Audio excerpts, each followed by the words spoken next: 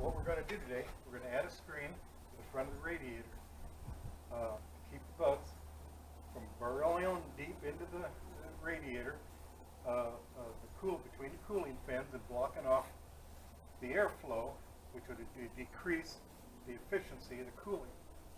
This rig weighs 16,500 pounds.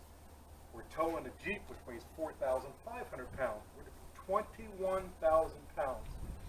On a really hot day, you're climbing a mountain, you want your rig to have every bit of cooling efficiency it can possibly get. So you're not sitting at the side of the road and you're having AAA come along and tell you, we can't tow that thing.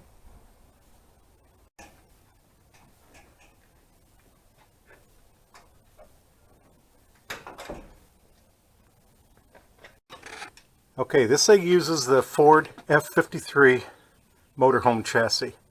It uses the big V10 engine, and right here on the front, as you can see, we have 4 different heat exchangers. That's a transmission cooler. Number 2 is the air conditioner, and in the back is the radiator. And if you look way down at the bottom, probably can't see that. And you look way down at the bottom, we got an itty bitty one, and that's for the power steering. That keeps the oil cool. Now see what I mean? You got these tubes right here, which have liquid running through them. And then right here you got zigzagging, it's just metal fins to help draw the heat out of these tubes and expose them to the air. You got a lot of air blowing through here. So I don't want to plug up these little bitty holes with bugs. I've been doing this for years. There's 3 types of screen on the market. Well, I'm not too sure though. The one I'm not too sure is even on the market anymore. Years ago, they used to sell a metal screen, which I believe is made of steel, that would rust. I haven't seen that in a lot of years. I did see aluminum at Home Depot the last weekend, but I like the fiberglass.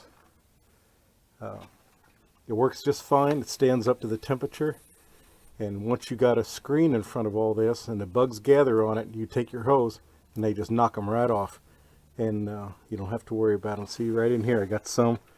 I tried brushing these things off, and I couldn't get them all off, and they're already starting to burrow into there. And every one of these is an air passageway, and so if you get a bug in there and block it off, it's not gonna cool. So let me go find my screen. Now right here, there's a nice steel beam right here we can use to attach my screen. But over here, I don't know. I don't see nothing. Oh wait, that's a little too far. So I think in my shop I have some flat stock. So we'll just install a flat bar right there and attach this side to that. Let me go look. Okay, so I decided not to go with a flat stock. I can't seem to position it to a place that satisfies me. So what I did was I moved the power steering reservoir so I can get my screen right up on that bar, and I moved the coolant reservoir. And what I'm going to do, I'm going to wrap it around here. I'll use these screws, but I'll add some big fender washers. I'll probably have to, I guess I'll have to poke a hole here. This is the AC service port. It's where your air conditioning tech hooks up his diagnostics gauge, and he recharges your system with R134, and we don't use Freon anymore. Uh-oh. Looking at those, see, this screen's going to have to go all the way down, hang down below the power steering cooler. So I wonder if I ought to move these. I think that's what I got to do. I got to pull these off. Well, of course you're still going to have wires here. Maybe I'll just wrap over. Hey, no, I'll just wrap over them. Won't hurt the horns to be behind the screen. All right, let me get my screen cut. Okay, so here's my screen. I thought I had a slice in it. Now it's good. Okay, so I got my screen up here. Got my top one in. I got the screen just a little bit above the highest point on the highest heat exchanger. And then this one right here too. Just a little bit. I thought about moving this thing, but this is attached to it and there's no room to move, and I was gonna make a screw, my top screw right there. I'm gonna start with a little low. And I thought about drilling a hole here and going through it, but my drill bit's not that long. And it seems like that'll work. So all we gotta do here is, see, I already drilled my hole here, I guess we'll need one down here somewhere. So get those going. Now, see, I added my big fender washer to hold this in, and I just pop these out. These 2, 3. Looks like there's a third one in there. And we'll bring it up here and get down below that little guy. Alright, let me get to it. I can't work with the camera in my hand.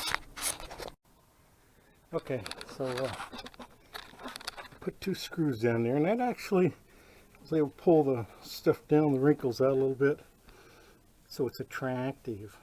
But let's see, I got 2 of them right there, and that'll keep the wind from blowing. Of course, it's unlikely to blow forward, but anyway, there you are. And there we are. Very good. Now, the next problem I have is right here. They made my dipsticks, that's my oil, that's my transmission, nice and high visibility, and that's nice. But even in the daytime, well, right now it's not too bad. Try to find this black tube. I'm going to have to paint that yellow so I can see it. When the sun's not out, it's real difficult to find the stupid things. And oh, I guess I need to put my reservoirs back up there, and then we'll be done. Okay, so we got it all done. Got our coolant reservoir back where it belongs, and we got a power steering coolant, power steering oil reservoir back where it belongs. Nice and sturdy. And we got our screen up there. We're all down there. We're wrapped around the bottom and got a couple of wrinkles, but that's okay. We don't lose any points for housekeeping. But it'll work. And so we're gonna call this job done.